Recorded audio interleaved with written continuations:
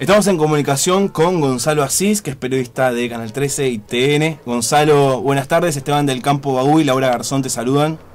¿Qué tal? ¿Cómo le va, Esteban? Laura, buenas tardes. Muy buenas tardes, Gonzalo. Gonzalo, más allá de las crónicas, muchas veces se presentan interpretaciones de la Constitución. El periodista tiene que interpretar la Constitución o el reglamento interno, incluso. Mira, vos tenés la Constitución argentina, que es la base para llegar al Congreso, y después cada Cámara tiene un reglamento. Son bastante parecidos porque los reglamentos lo que te marcan es cómo entran los proyectos de ley al Congreso, cómo se debaten, qué número requiere cada tipo de votación, cómo baja el recinto y cómo se vota en el recinto de acuerdo al proyecto de ley. Hay leyes que hay que votarlas con mayoría simple, otras con mayoría calificada, también cuánto se necesita para tener quórum, es decir, cómo funciona el Congreso como institución. Entonces, de alguna manera, el periodista se convierte en parte en una suerte de legislador intentando explicar este tipo de cuestiones a la gente. Mira, yo creo que es fundamental que el periodista parlamentario sepa esas cosas, porque si no es imposible que uno pueda entender cuál es el trámite de un proyecto de ley. Claro. Mira, ayer entró el proyecto de presupuesto que envió el Ministerio de Economía. Bueno, entra a una comisión, que es la Comisión de Presupuesto y Hacienda de la Cámara de Diputados.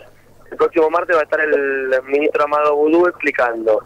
Después lo van a discutir, hay que votarlo, hay que reformarlo o no.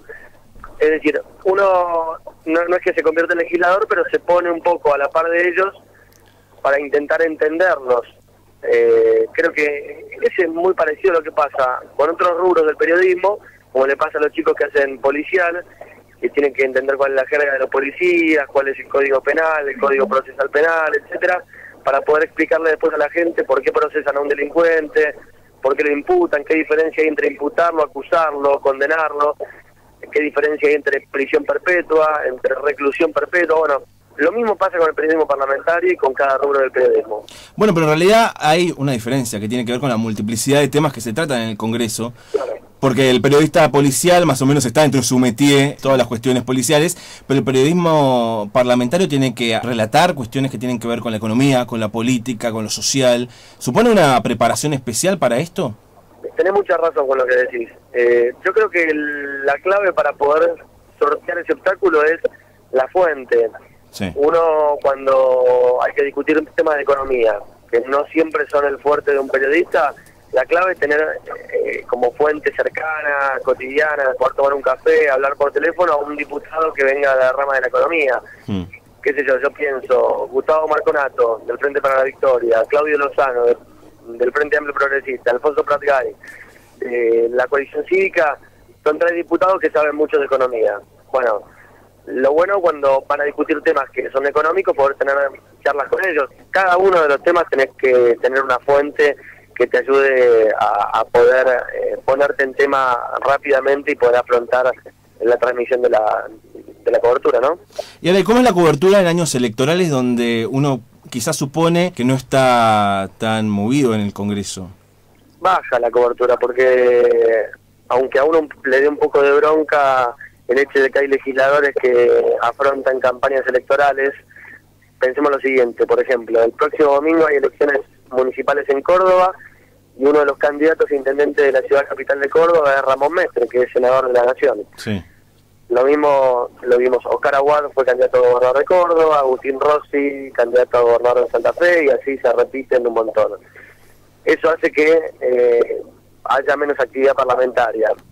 Yo particularmente estoy en contra de eso, porque me parece que el Congreso debe seguir trabajando aún en un año electoral, porque los diputados y los senadores siguen cobrando como legisladores, y de hecho hay leyes urgentes que tienen que ser, aunque sea, debatidas. Pensemos, por ejemplo, ¿qué pasó con la reforma del INDEC? Que ya tiene media sanción de una de las cámaras. ¿Qué pasó con la ley de la creación de un régimen penal juvenil? Que se puso de moda ese tema cuando hubo un asesinato en La Plata en manos de un menor. ¿Qué pasó con la promesa que hizo el radicalismo de discutir de vuelta el 82% móvil? Bueno, todo eso quedó pendiente porque estamos en un año electoral, son temas muy importantes. ¿Crees que hay lugar para la información parlamentaria o se lo lleva puesto la información política? Esto que justamente lo que vos decías, ¿no? Que quizás interesa más preguntarle, y bueno, y si de Narváez qué piensa de la alianza con Alfonsín, más que preguntarle por estas leyes que justamente están trabadas en alguna de las cámaras. Mira, hace 10 días hubo en el Congreso un evento muy importante, se llevaron a cabo las primeras jornadas de periodismo parlamentario. A mí me tocó hablar y justamente yo me aboqué a ese tema, ¿no? Y decía esto: la gente muy pocas veces es consciente de lo importante del trabajo parlamentario. Todo lo que después sufrimos, nos alegra, etcétera, en materia política pasa por el Congreso. Pensá lo siguiente: el 82% móvil, que le modificaría la jubilación a los casi 5 millones de jubilados que cobran la mínima, que hoy en día está por debajo del límite de la pobreza, se discute en el Congreso. Una ley de seguridad bancaria, por ejemplo, que protege la posibilidad de que vos hagas de manera segura una transferencia bancaria, sin que te marquen, sin que uno te señale para que después seas víctima de una salidera, se discute en el Congreso. La reforma política que hace que vos votes con un sistema de boleta o con otro, etcétera, se vota en el Congreso. Es decir, el desafío del periodista parlamentario es ayudar a que la gente se dé cuenta de que el Congreso es el pilar fundamental de la democracia, porque ahí se votan las leyes y porque, a diferencia de los otros dos poderes, en el Congreso están todas las fuerzas políticas, es decir, están los que representan a la mayoría de los ciudadanos, no una sola fuerza política.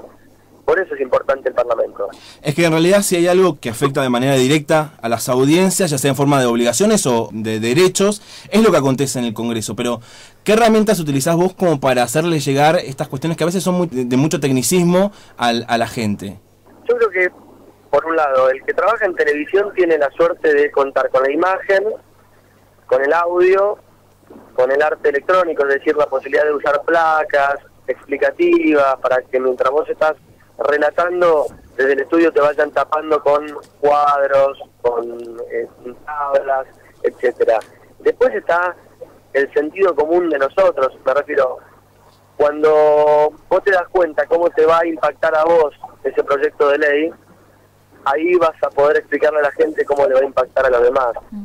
Te pongo un ejemplo muy claro. Hace 2 semanas se discutió en el Congreso en comisión y se votó media sanción del Senado una reforma a la ley de trata, o la creación también de un registro nacional de ADN para delincuentes sexuales. Bueno, ahí está el desafío. Decirle a la gente, la Argentina tiene hoy en día 500.000 personas que son víctimas de la trata, ya sea laboral o sexual. Le puede pasar a cualquiera. Está ahí nomás, está cerca de nosotros. La ley de movilidad jubilatoria. Hay más de 6 millones de jubilados en el país. Uno tiene el desafío de hacerle llegar a la gente que esto que se está discutiendo en el Congreso va a afectar la cotidianeidad. Claro. Tu bolsillo, tu seguridad, tu voto, tu medio ambiente. Esa es la clave. Teniendo en cuenta la irrupción del Senado TV o la transmisión en vivo y en directo del tratamiento de determinadas leyes, ¿qué puede aportar de diferente el periodista que está siempre, que recorre los pasillos o que presencia las sesiones desde el palco? Casualmente ayer teníamos una discusión con un grupo de colegas parlamentarios sobre este tema. La presencia del periodista parlamentario es fundamental. Los periodistas agradecemos y valoramos mucho la presencia del Senado TV, que nos aporta las imágenes, muy buenos planos, nos dan imágenes nítidas, limpias sobre lo que pasa en el recinto. De hecho, desde el próximo año se inaugura Diputados TV, es decir, lo mismo va a pasar en Diputados. Sí.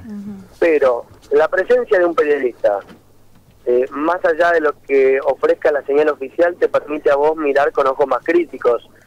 Te pongo ejemplos.